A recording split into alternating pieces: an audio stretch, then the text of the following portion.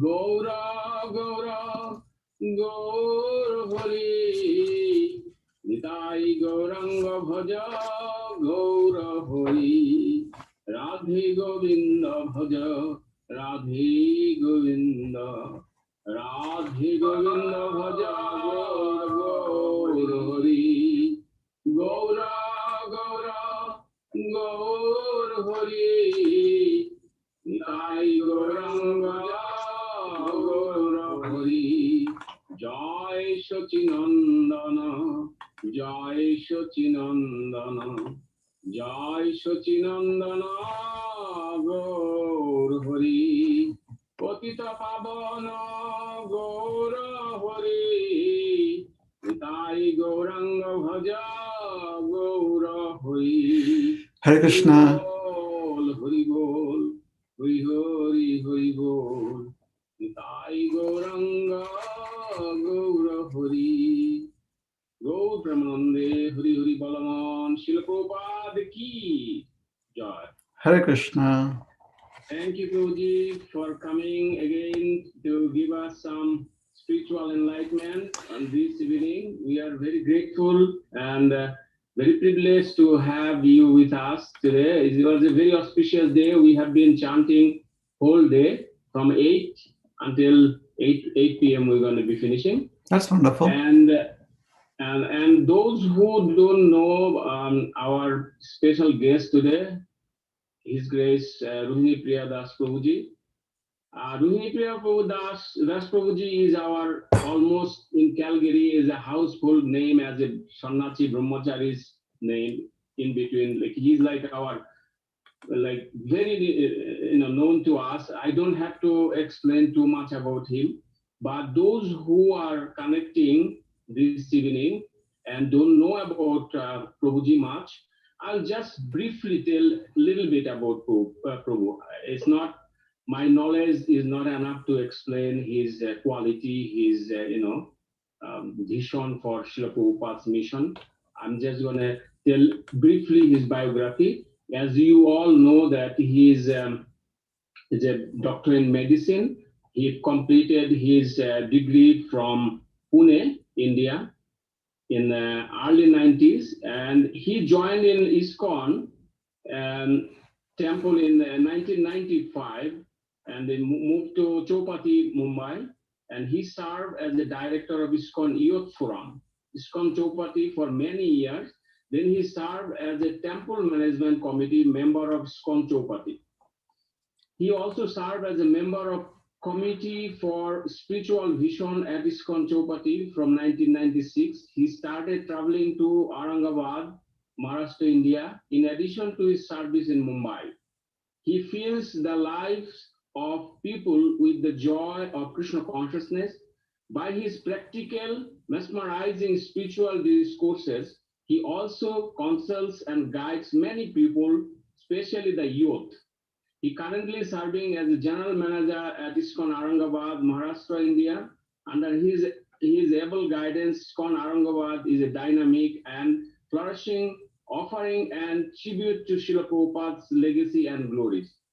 He visits North America regularly, especially the USA, Canada, and shares the message of Bhagavad Gita and the Srimad Bhagavatam. He also travels worldwide for serving the people of all denominations. He has been actively distributing the message of the Bhagavad Gita to thousands of engineers and medical students and other professionals all over India. He is an inspiration to many professionals and youth all over the world. He parents the teachings of the Bhagavad Gita and Srimad Bhagavatam in a very attractive, eloquent, and practical manner. Please welcome His Grace Rohinipriya Das Prabhu. Hare Krishna. Hare Krishna. Thank you, Prabhu. Hare Krishna. You're welcome. Om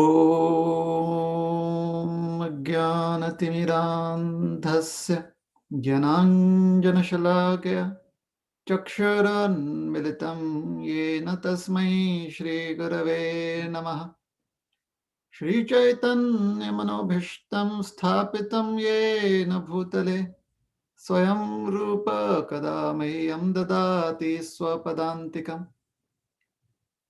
Namam Vishnupadaya Krishna Preshthaya Bhutale Shrimate Bhaktivedanta Swami Nitinamine. Namaste Saraswati Deve Gauravani Pracharine Nirvishesha Shanyavadi Paschatya Deshatarine Vanchakalpatarubhyascha Kripa Sindhubhya eva cha Patitanam Pavanebhyo Vaishnavebhyo Namo Namaha. Jai Shri Krishna Chaitanya Prabhu Nityananda Shri Advaita Gadadhar Shrivashadi Gaura Bhakta Vrinda. Hare Krishna Krishna Krishna Hare Hare Hare Rama Rama Rama Hare Hare.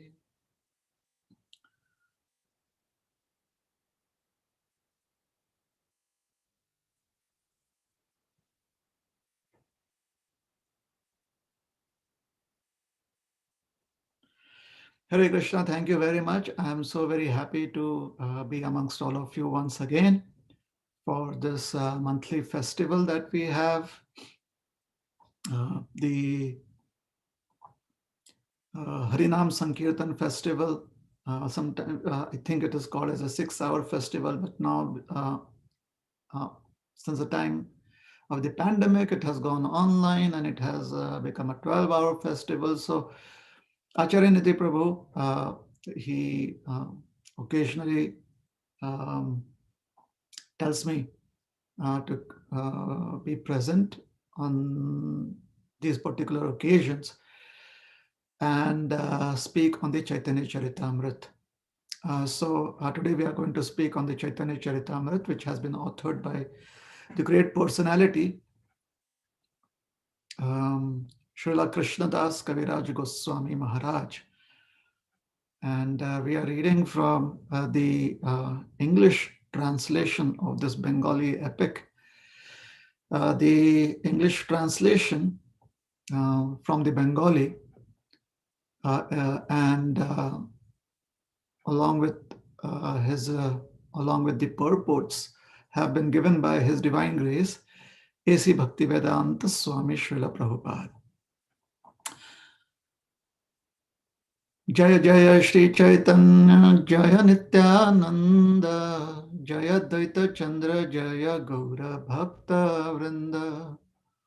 Jaya Jaya Shri Chaitanya Jaya Nityananda Jaya Dvaita Chandra Jaya Gaura Bhakta Vrinda.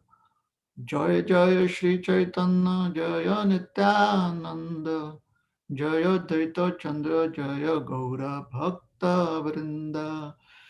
So we are reading from the Adi Leela, chapter 1.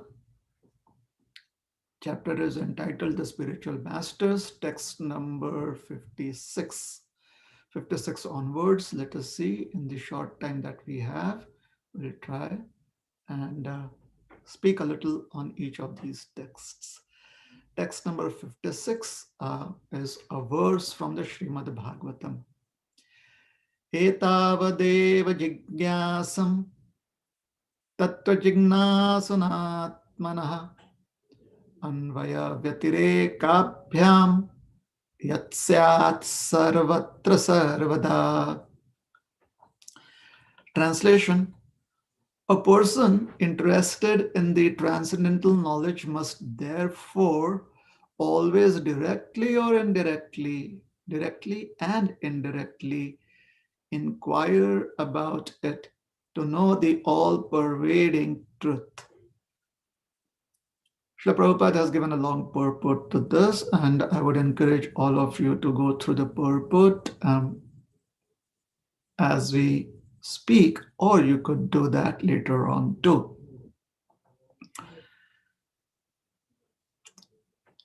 So, Om Ajnanatimirandhasya Jnananjana Shalakaya Chakshur Unmilitam Yena Tasmai Shri Gurave Namaha.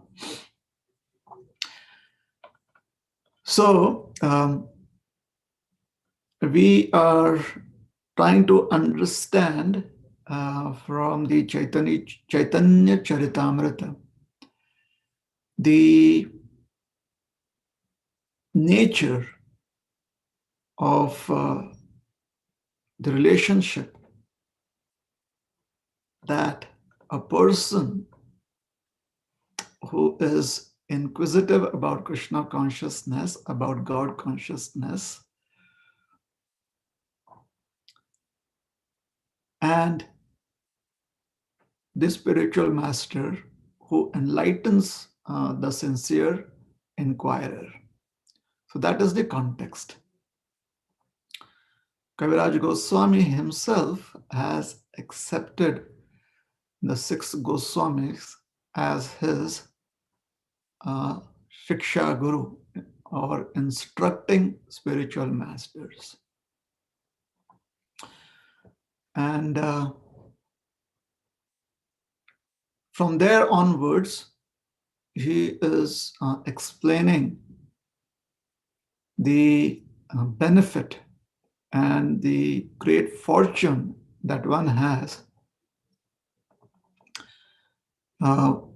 when one who is in the human form has on receiving the association of such a great personality who could be the instructing spiritual master or Siksha Guru.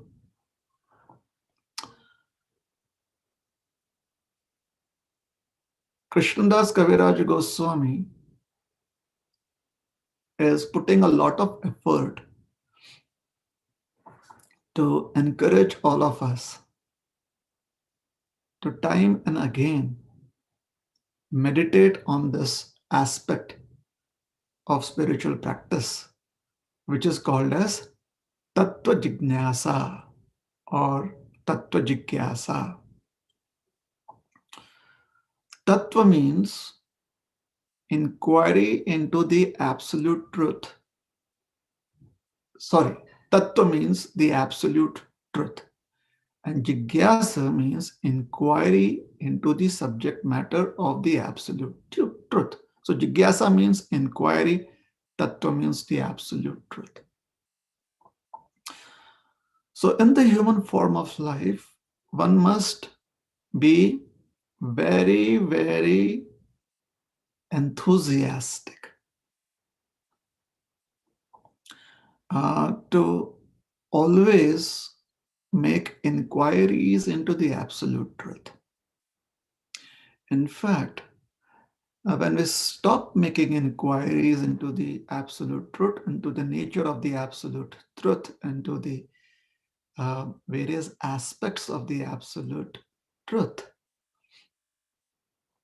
then the only option that we have is to try and seek happiness through the worthless process of sense gratification, through the tiring process of sense gratification. Hence, a Kovida or an intelligent person is always very enthusiastic and is always very enthusiastic to inquire into the various aspects of the absolute truth. In the Bhagavad Gita, Krishna makes it aptly clear that this is the one and only quality of great souls. Macchitta madgata prana bodhayantah parasparam kathayantascha mam nityam tushyanti cha ramanti cha. Macchitta madgata prana. For those personalities that have made the Supreme Lord as their very life, their very soul,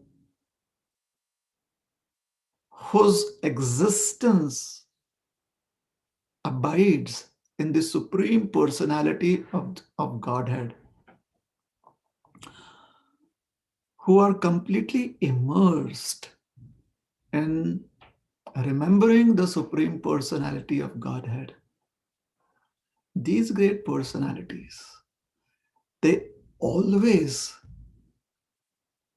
bodhayantah parasparam, they always find ways and means to encourage one another, to help each other talk, speak, hear, remember the various existences of the Absolute Truth. Krishna as the Supreme Personality of Godhead, who exists as the Lord of Vrindavan, who exists as the Lord of the heart of the living entity, who exists as the person who has so many wonderful relationships with his devotees. In so many ways, the Lord exists. These are the various aspects of his existence. So the great personalities, they dive deep into these topics about Krishna.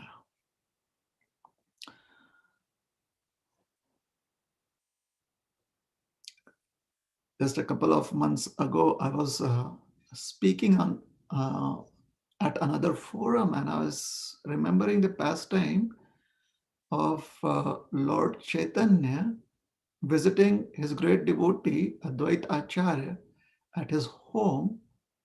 And Advait Acharya, he requests the Lord to show him the universal form.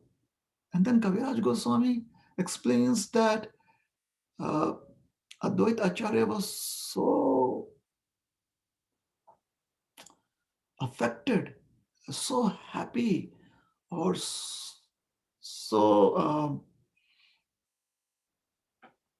blessed to see the universal form that he started dancing and chanting in Kirtan.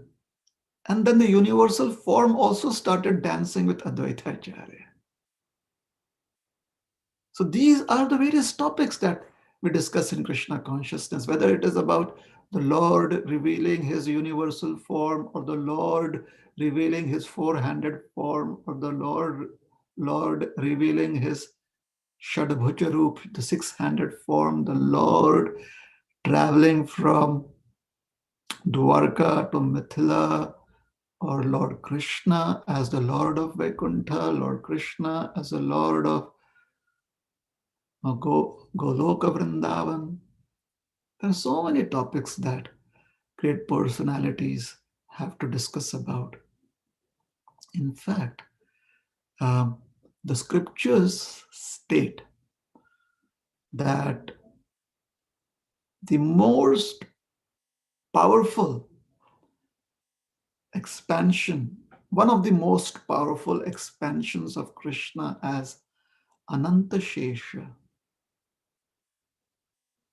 it is like the lower limit of the Lord's expansion. If there can be an integral function applied to the Lord's expansion, then Shesha means the end, the last. So the lower limit, point A, y is equal to fx integral fx graph, point A would be Ananta Shesh, powerful.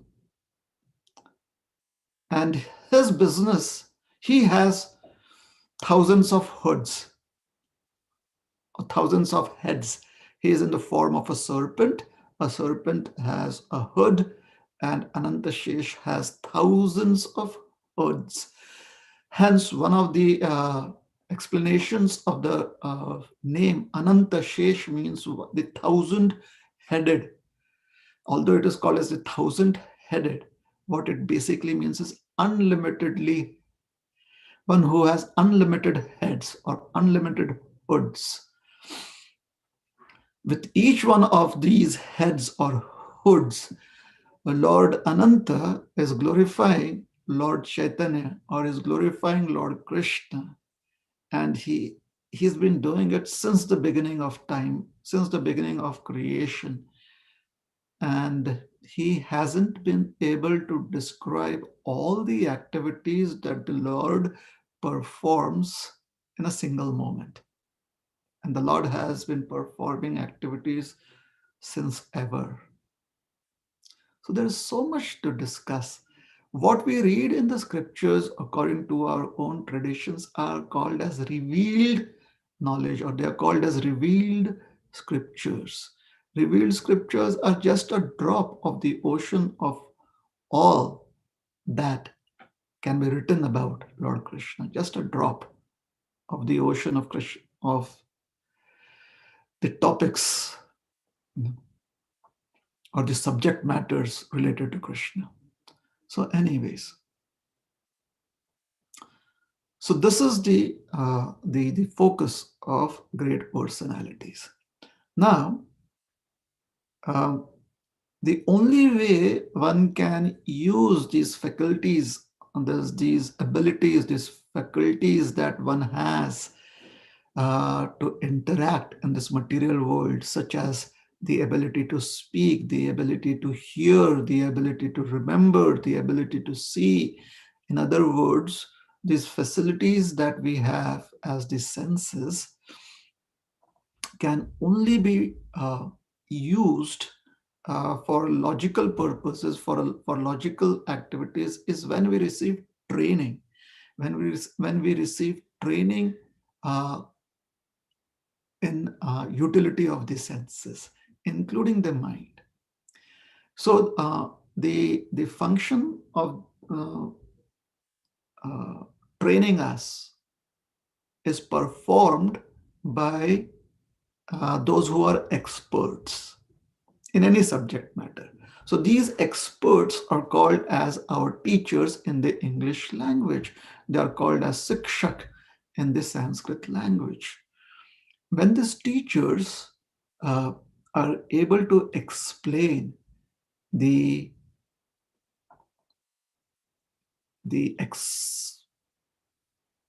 expansion, the expanse, when they are able to explain coherently, when these such teachers are able to explain coherently the subject matter of Krishna consciousness, because the topic of Krishna consciousness has such gravity in it, we call them as Guru. Srila Prabhupada was once asked by a devotee or by another person that who is a Guru? And Prabhupada says, or what is a Guru? And Prabhupada says, Guru means heavy, heavy with knowledge. Guru means grave. The word Guru just has another word that comes from this verbal root is Gurutvakarsan, or the um, the energy of the earth, Gurutvakarsan Shakti, the earth's pull, the gravitational force. So gravity, grave, the gravitational pull. So the word Guru has been very, very commonly used, or very, very, yeah, that is the word, commonly used in many instances. According to Sanskrit grammar and the Sanskrit or the Sanskrit dictionary, the word Guru implies gravity, grave, heavy with knowledge, or one who is always immersed in serving Krishna through hearing, chanting, remembering, etc. So since we need training in order to use our senses, if we have a, a great person who is a guru training us in the proper use of the senses, or helping us, facilitating us when we use our senses for various activities, uh, the advice or the directions given by this guru become our instructions, and therefore such a guru is referred to as a siksha guru or instructing spiritual master. In fact, just as we have so many teachers or sikshaks who explain the various aspects of material science, similarly, we have unlimited number of gurus who explain to us the science of God consciousness or Krishna consciousness. So it is not uncommon to find someone who has received instructions from multiple people. It is not uncommon to have more than one spiritual master. Um, in fact, it is quite common and it is quite healthy too. Over time, one of these instructing spiritual masters uh, helps us to be connected to a disciplic succession through the process of initiation. And that spiritual master is called as the Siksha Guru, who is now the Diksha Guru. So that Guru, that spiritual master who initiates us into the disciplic succession, and there are various protocols. So that becomes that spiritual master who is our Siksha Guru and also our Diksha Guru now, or the initiating spiritual master. Now, when we have instructions given to us, the idea of instructions is so that it gives you uh, direction. When we speak of direction according to material science, wherever there is direction, wherever there is this arrow pointing, what it basically means is that there has to be some momentum. What it basically means is that there has to be the application of force which causes a change in energy. It means that now there has to be some kinesis, there has to be some movement, there has to be some activity. Instructions which do not bring about activity do not exist. So instructions are directly proportional to activity. If there is zero activity, that means zero instructions. So either we have not received instructions or we are not paying attention to the instructions, which is a dangerous proposal, which is not a very healthy proposal or healthy situation. So instructions are directly proportional to activities. So the more we pay attention to the instructions, the more we will be active in life. The more there will be momentum towards devotional service. The more there will be an acceleration in our lives while we are performing a devotional service. There will be more velocity. I'm just trying to explain it in terms of math and physics. What it means is that one cannot afford to be lazy. Laziness is when activity tends towards zero. So anything tending towards zero the resultant product would be a big zero. So when action or karma or the functioning of the senses is tending towards zero, that state of functioning, that state function is called as laziness. So laziness is not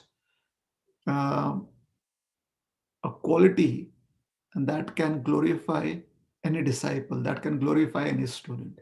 In fact, laziness is an obstacle. Hence, uh, this verse where it speaks about Vyatireka means Vyatirek, Vyatirek and Abhyam. Vyatirik means uh, Vyatirekabhyam, indirectly. And Anvaya means directly. So Anvaya Vyatirekabhyam. So Vyatirekabhyam means indirect and Anvaya means directly. One has to Jignasyam. Jignasyam means inquire, which means one has to inquire through remembrance, one has to inquire through hearing, one has to perform inquiry through speaking, any of the 9 limbs of devotional service, jignasam. So one has to inquire into transcendental knowledge. In the Mahabharata, in order to encourage Yudhishthir, Bhishma tells him a story. This is a story about a camel that had been a Brahmana in a previous life. Now, camels generally, although they are very large animals, you don't find them to be very active. They prefer, because they live in deserts, especially during the daytime, they prefer, or in places that are very dry, they live in such places, they prefer to be in the shade, to conserve their energy, to conserve moisture, or to maintain the hydration of their system, their body. So a camel would generally be seen sitting and just kind of munching away. Typically, if one is lazy and one is not doing much, then in India, in many societies in India, there is an old proverb that one should not be a camel, which basically means one should be active. The reason the Brahman basically at that point of time would mean somebody who was very, very interested in practicing the instructions from the scriptures. So very healthy lifestyle. Has become a camel. So there was some laxity, there was some laziness there. So becomes a camel. By dint of the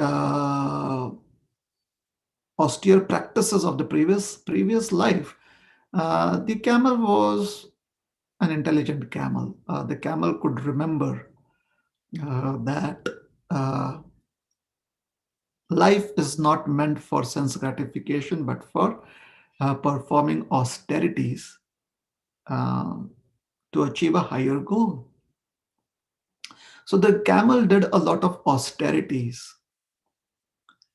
And by dint of previous fruitive results, previous karma, and present austerities, Brahmaji became pleased with the camel. So Brahmaji gave his darshan. Lord Brahma gives his darshan to the camel. What is your desire? Says Lord Brahma. And the camel says, it is so difficult for me to find food. I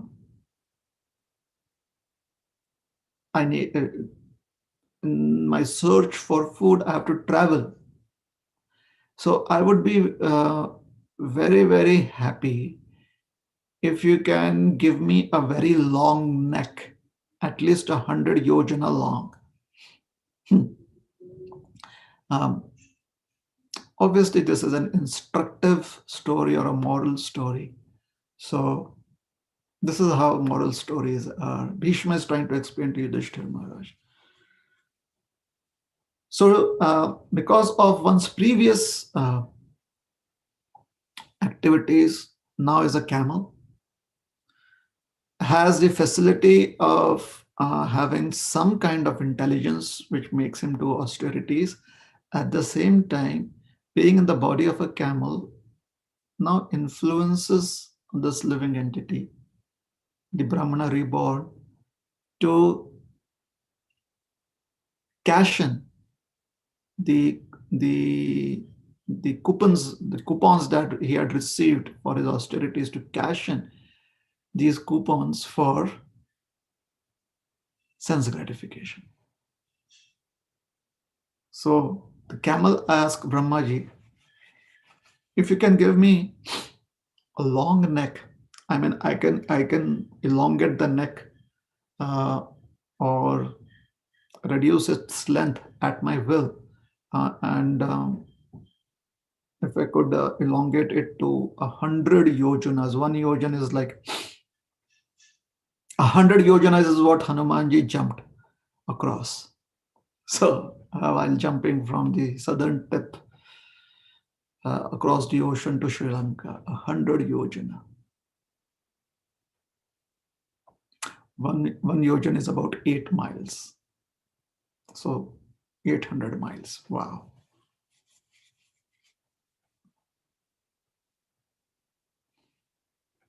One yojan is 4 krosas. One krosa is like 2 miles, so 8 miles. Brahmaji says, Tathastu. So now he can now extend his neck as and when needed without moving. So there is so many other things that he could have asked for, but his present body does not allow him to do that. His focus is on how I can be comfortable. Anyways, so he's extended his neck, searching for food in various places, and he finds food in a distant forest. Now his body is in a dry place. His neck is extended to a few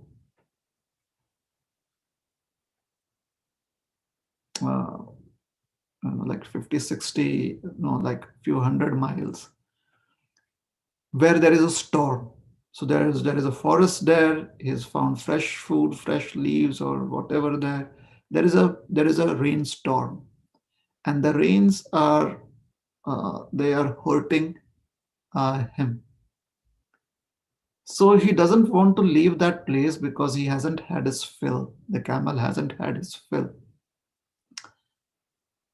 So the camel seeks shelter, trying to save its face and its eyes. The camel hides within a cave. So try and imagine this. The body is hundreds of miles away. There's an elongated neck, and the face is hidden inside a cave. A male and female jackal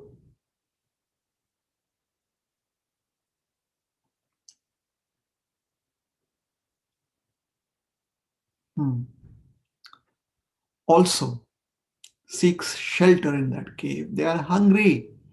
Jackals are carnivores. So they see this really juicy flesh in front of them, which happens to be the neck of the camel. So they jump up, catch hold of the neck, and start feeding on it. The camel feels the pain, and now in order to save its life, the camel retracts its neck. Unfortunately for the camel, the jackals are holding on tightly and not letting go of the neck. The jackals eat through the neck, and the camel loses its life. This story was explained by Bhishma Dev to Yudhishthir Maharaj, so that he could achieve the purpose of his uh, being a human being a human whose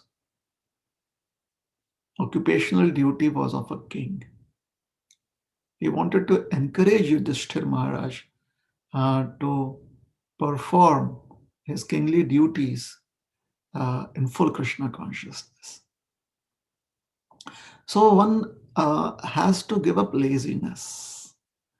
And in order to give up laziness, one has to find ways, anvaya, direct ways, or vyatireka bhyam, indirect ways, to connect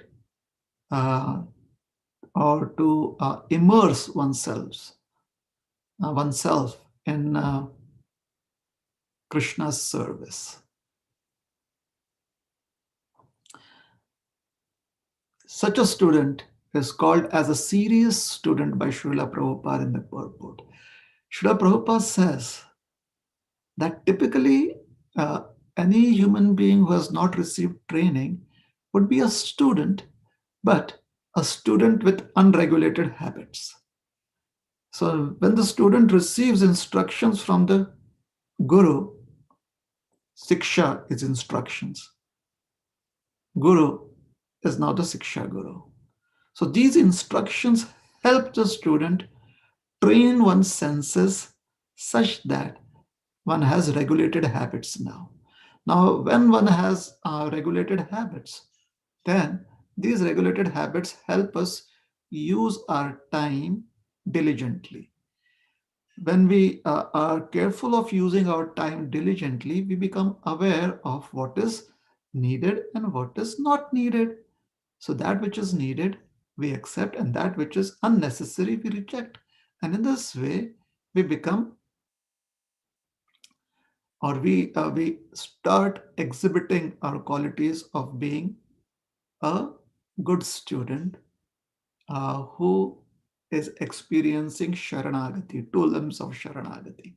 So this is how a serious student learns from the Siksha Guru, and hence one must seek the association of such spiritual masters, and one must feel grateful having received instructions from them. And it is going to be a journey. Remember, directly or indirectly, we have to find means to be able to learn the science of Krishna consciousness. And when we say learn, it is not just memorization, it is not just theoretical knowledge. Learning means practical understanding too.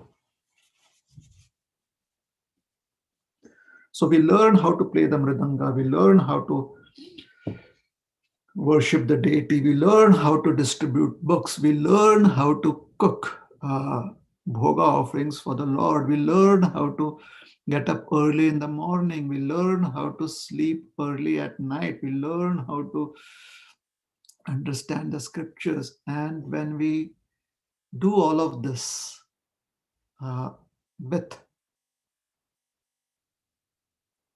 remembering Krishna, with feeling grateful to Krishna, that learning now becomes realization.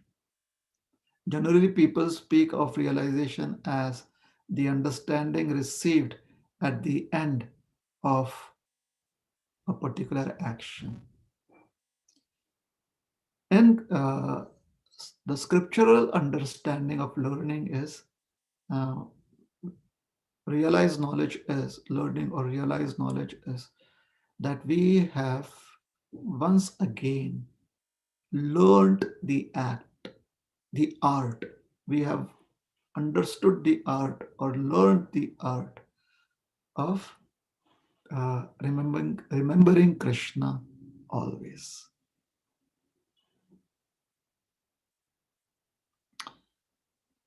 And that is what it is. Serving Krishna with constant remembrance of Krishna.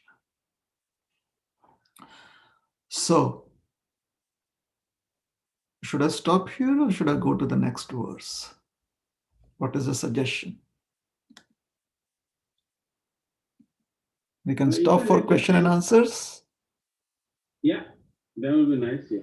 Yes, so we'll stop here. Thank you very much. Are there any questions?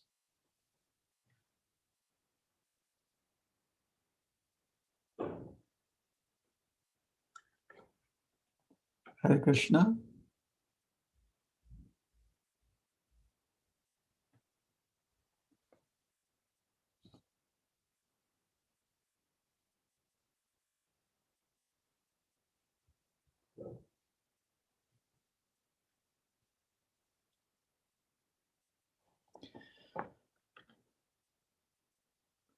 So there doesn't seem to be any questions. So any suggestions? Just checking the Facebook, Prabhu. Just give me a second. Sure.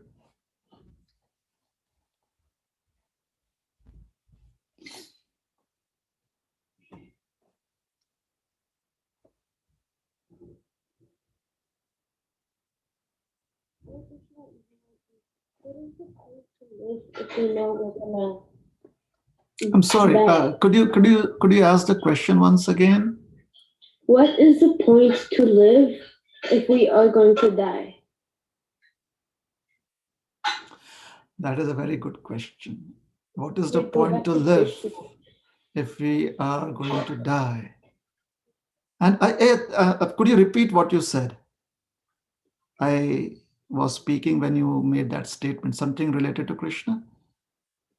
What is the point to live? Living, we're with Krishna. But when we die, we are also with Krishna. So what's the point to live if we're going to die and go back to Krishna too?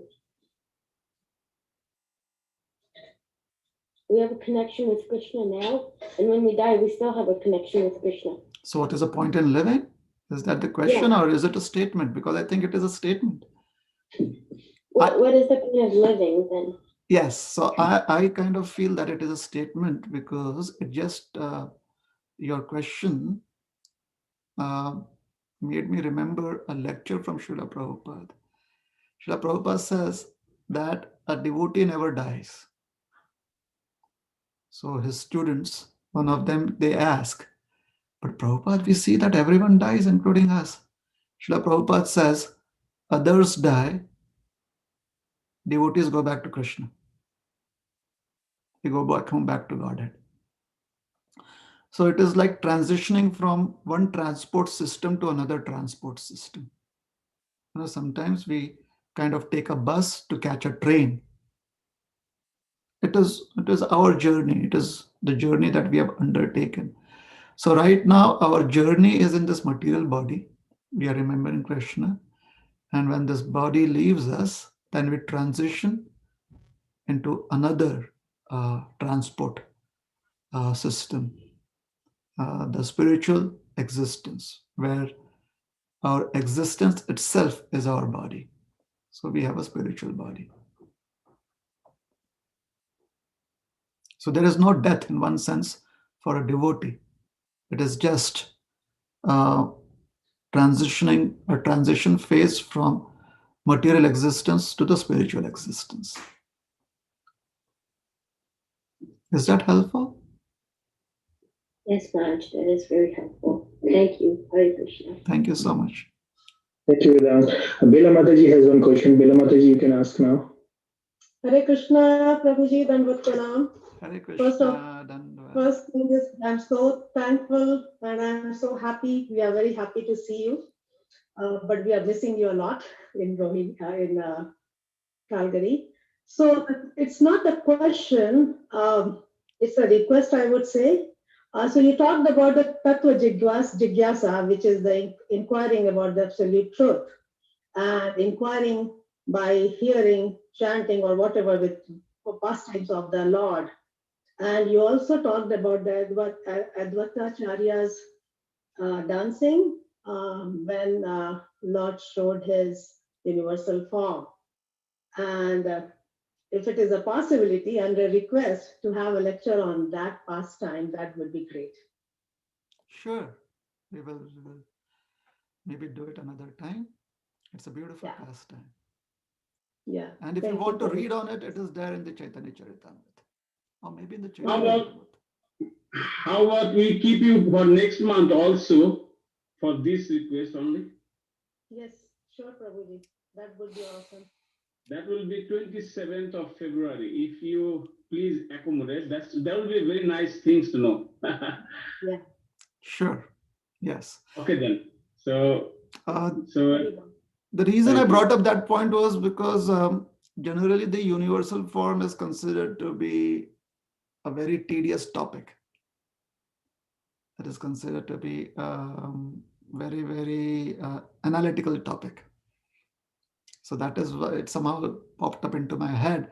The different aspects of Krishna consciousness are not just when we kind of see the Lord for Mangalarti, or we see the pictures of Lord Krishna on our wallpaper. It's not just that. It's not as limited as we sometimes get used to. So if we can open ourselves to so many other ways of being able to remember Krishna or connect to Krishna, then living in Krishna consciousness moment to moment seems to be a possibility, and a very good possibility. Yeah. Thank you. Thank you, Prabhu. Okay, there is one last question, and it's a kind of a long question. I'll try to read it. So this Mataji is saying, I don't know if I should ask this question here, but recently my husband lost job. I'm unable to go out. I'm unable to visit temple. I'm in a lot of stress. Is there any simple way to handle stress by worshipping Krishna? Okay, so I'm extremely pained, and really I feel sorry for the present state that you are in, and I can understand that it is difficult. Artha is the basis of dharma, kam, and moksha according to the purushartha that is taught in the Vedic literature. So there is dharma, artha, kama, moksha. These are called the chaturtha purusharthas. Lord Chaitanya and his followers speak of a pancham purushartha. Chaturtha means four. Purusha artha means that which is favorable or which is helpful, which has meaning for a person.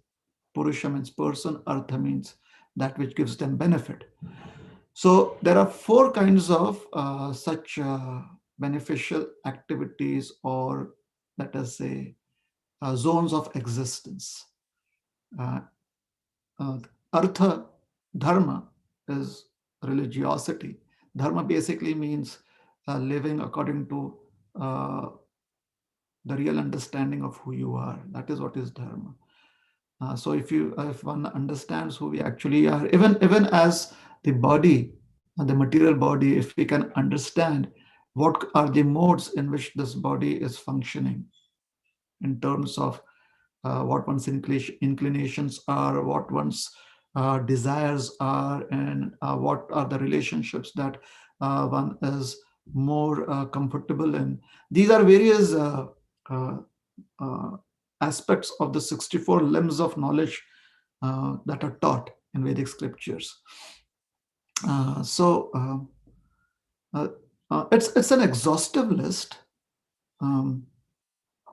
which helps you understand who the real you is to a large extent. And once we know who we are, then we are able to perform our functions properly. So that is called as dharma. Dharma actually means that. But briefly put, very in simple words, it is called as religiosity, which I think is a misnomer. There is a lack of a proper word in English, a single word in English for dharma. Prabhupada would say constitutional position, which I think is very good. But these are two words. Then there is artha. Artha means what helps you go from point A to point B, what helps you achieve what you want when you go from point A to point B, or what helps you achieve something that comes to you from point A to point B. So that is called as artha. So typically it is understood to be finance or money. And artha is essential for understanding one's constitutional position. Artha is essential for being able to use the senses to get some happiness. Artha is needed for seeking liberation too. Because as I said, artha is that which helps you get from point A to point B. So artha can also be considered to be as spiritual money or knowledge. Spiritual knowledge, which is also money, which helps you get from point A to point B. In common terms, the common layperson terms, artha is generally seen as finance, because it helps you purchase things, it helps you get food for yourself and for others, it helps you have security. That is how the human society is arranged. Human society is, I think, maybe less than 5% or 6% of the various species that exist, the human species. However, it is only in human species that we find so much of emphasis on what we call as currency or paper money, or what is called as money. And we do not have many other alternate options to this. That is how the society is arranged. Now, when we go to other societies like animal society, bird society, we don't find that happening. So here we are in the human form. This is how a society is arranged. And finance, in terms of money, that which helps you buy things, is very, very important. And certain situations like this pandemic can really test your tolerance. And these are extreme situations that are difficult for every human being, and especially for you. I'm really sorry to hear this is happening with you and your family. Now, in a typical society that has decency as its core value, you see, any society will have good and bad elements. However, it is necessary for the good to prevail over the bad. The good should at least be 51%, and the bad element should be kept to under 50. At the most, they can be equal, 50 each. However, the good and the bad the ratio should be in favor of the good. That is how any society would survive. Otherwise, that species would become extinct. So it is a survival mechanism. So in a good society that has decency at its core, and all the societies, the way humans live on this planet, they definitely have decency at their core, as communities, as countries, as whatever. Those who have more are supposed to share with those who have less in extreme times. Typically, it would be the king that helps you do that.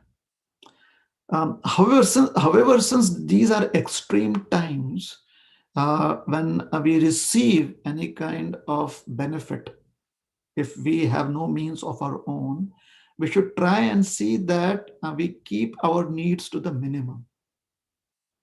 So first thing is trying to see if we can de-escalate the pressure of our needs. Now, this pandemic has been there for almost a year, so obviously it has even tested us to the utmost as to how much we can decrease our needs. So we have to see if we can be a little frugal. Being frugal helps us stretch out our facilities for a couple of days more. And being frugal in extreme times is the quality of people who are using the education that they have received. So you must be doing that, as must so many other people. It helps us understand that we can live with minimal needs too. Secondly, we must realize that what we really need is to exist is some food, water, relationships, and shelter. If we are able to do that uh, with our means, to again de-escalate that, bring it down to whatever is practically possible. If we can do that, then we can find more energy to be tolerant within us. The potential is there. So if we use all of that education that we have received over the years, so many people have given us so many good instructions, so many good advice, so much of good advice. So we should now access all of that. And that all those instructions, that advice helps us feel hopeful and keeps away hopelessness. So if we can see how to live a little frugally than before, if we can find hope by remembering all the good instructions and advice that we have received over decades and decades that we have existed in this form, and within that, if needed, find something to share. Because when you share, when you have, even if you share, let's say you give somebody your hand, that gives you hope, that gives you that makes you feel alive.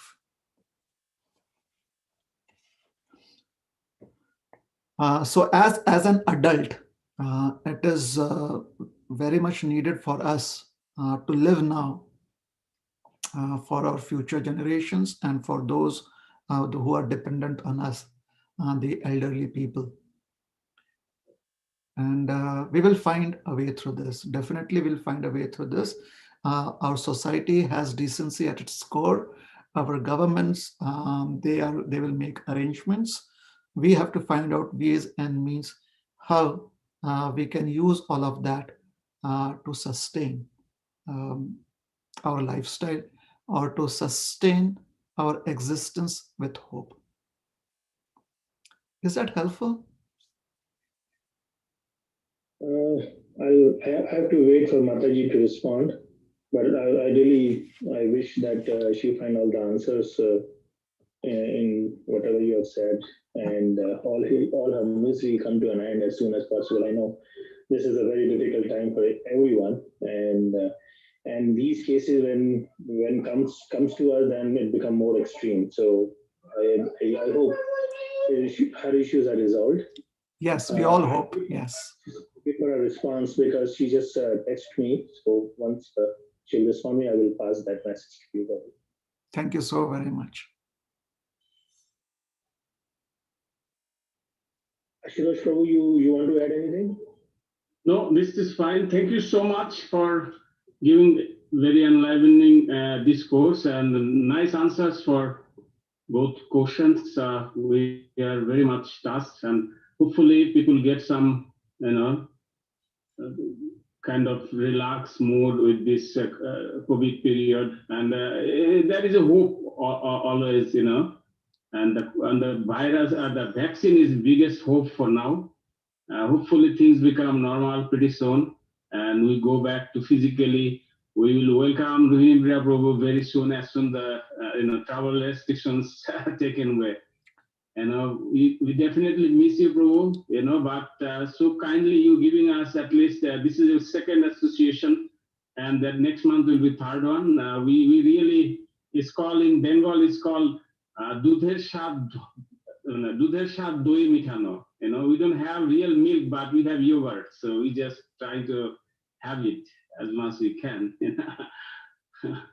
Thank you very much again, and all the devotees listening from Prabhu. And now we have the closing kirtan by Dr. Purimalnath Prabhuji. Thank you very much. Hare Krishna, Srila Prabhupada ki jai. See you next month, Prabhuji. Yes, Prabhu. Hare Krishna. Stay safe, stay healthy, chant Hare Krishna.